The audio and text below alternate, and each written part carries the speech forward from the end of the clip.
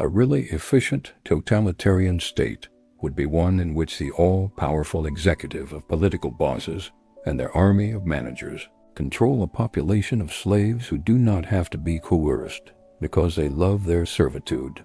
Aldous Huxley, let me ask you something. What if the real prison wasn't pain, but pleasure? What if the thing keeping you docile, distracted, and powerless felt good? Think about your daily routine. You wake up, check your phone, maybe scroll TikTok before even getting out of bed. On your way to work, you throw in some headphones, drown in a podcast, music, or maybe a true crime binge. At lunch, you scroll again. At night, you stream a show, laugh at memes, maybe lose yourself in a game. It feels harmless, right? But notice something. When's the last time you sat in silence? When's the last time you were bored long enough to ask yourself, what do I actually want in life? Pleasure is everywhere, easy, instant, constant. But maybe that's the problem. Here's what most people think. They think control looks like force. Dictators, armies, secret police, a boot pressed to the neck. But Huxley flipped the script. He said the most effective control doesn't come from pain. It comes from pleasure, because pain makes people resist. But pleasure makes people surrender. That is why we don't to live in a world that looks like Orwell's nightmare of constant surveillance and fear. We live in Huxley's world, where the cage is comfortable, where endless entertainment, dopamine hits, and shallow pleasures keep us too busy to notice the bars. And that's scarier, because when people suffer, they fight back. But when people are entertained, distracted, and comfortable, they don't even want to fight. This is Huxley's warning. We won't be destroyed by what we hate. We'll be destroyed by what we love. Huxley once wrote, "The victim of mind manipulation does not know that he is a victim. To him, the walls of his prison are invisible, and he believes himself to be free." Let's break that down. The most terrifying prison isn't one you can see. It's one you can't recognize. Because if you don't even know you're trapped, why would you ever try to escape? Here's a real-life example. Look at how social media works. Every app is designed to give you tiny bursts of dopamine. Likes, comments, notifications. It feels like freedom.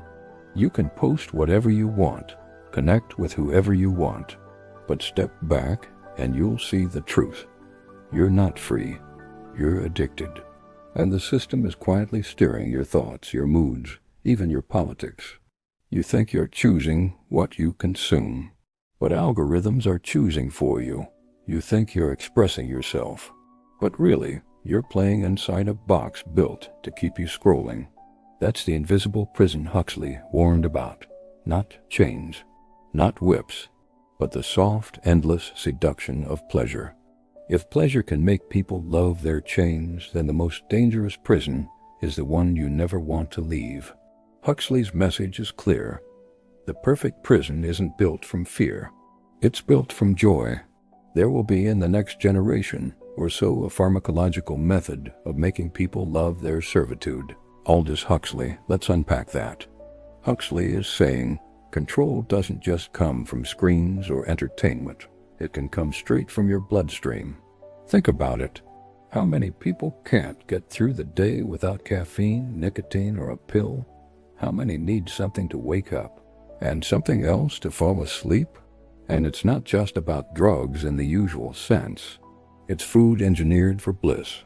It's apps engineered for addiction.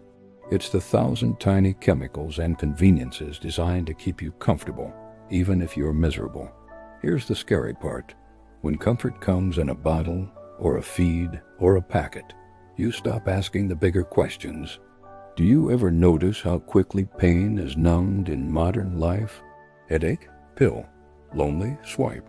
Anxious? Stream. It feels like freedom, but here's the twist. It's dependency. And Huxley's prediction? A society doesn't need to threaten people if it can keep them too numb, too pacified, too chemically satisfied to even care about freedom. So here is the question I want you to sit with. What if the reason you don't to rebel is none fear, but comfort? Imagine this. A cage where the bars aren't steel, but sugar. Where the locks aren't chains, but convenience. Would you even want to break free? Most men and women will grow up to love their servitude and will never dream of revolution. Aldous Huxley. This one hits hard. Because Huxley is saying the real danger isn't tyranny. It's satisfaction. You might be wondering, but isn't happiness the point? If people are enjoying themselves, what's the problem? Here's the problem. Pleasure without freedom isn't happiness. It's sedation. Think about the way entertainment works now. Shows drop entire seasons at once. Games are endless, with no finish line. News cycles spin all day, all night. The goal isn't meaning. The goal is consumption. And the more we consume, the less we question. Because why revolt when you've got snacks, a screen, and a sofa? Why risk pain when you can drown in pleasure? What if the revolution never comes? Not because people are oppressed, but because they're entertained? Here's a real-world glimpse. How often do you see massive outrage online, hashtags trending, people declaring change? And then, within days, it fades. Not because the problem was solved, but because something new distracted everyone. That's what Huxley meant by loving servitude. It's not forced obedience, it's voluntary surrender. A society built on endless pleasure doesn't need to be controlled. It controls itself. Huxley's nightmare isn't a boot on your neck. It's a smile on your face while the world quietly cages you.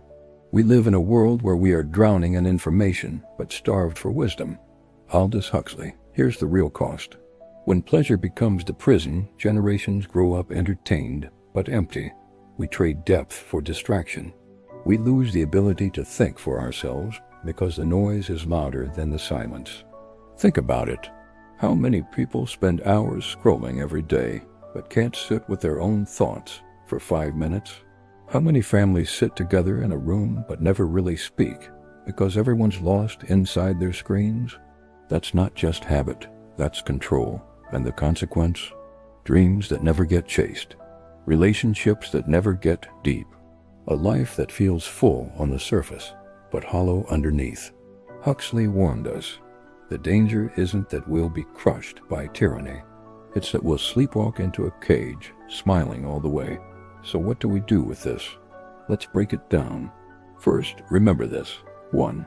Pleasure can be a tool of control. If it always feels good, ask who benefits. 2. The invisible prison is the hardest to see. Watch for the chains you enjoy wearing. 3. Comfort without freedom isn't happiness, it's sedation. So here's one thing you can try today. Turn everything off for just 10 minutes. No phone, no music, no screen, just you and your own mind. It'll feel strange at first, uncomfortable even, but that's the point. Silence is where freedom begins. Huxley once said, there is only one corner of the universe you can be certain of improving, and that's your own self. So start small, claim back a piece of your attention, because if you can guard that, you're not as easy to trap. And let me leave you with this question. What part of your life feels like freedom, but might actually be a cage? If this hit you, stick around. The next video will dig into how silence, not noise, can actually rebuild your strength. Hit like if this made you think. Drop your thoughts in the comments. I'd love to read them. And subscribe with notifications on so you don't miss what's coming next. Until then, stay awake.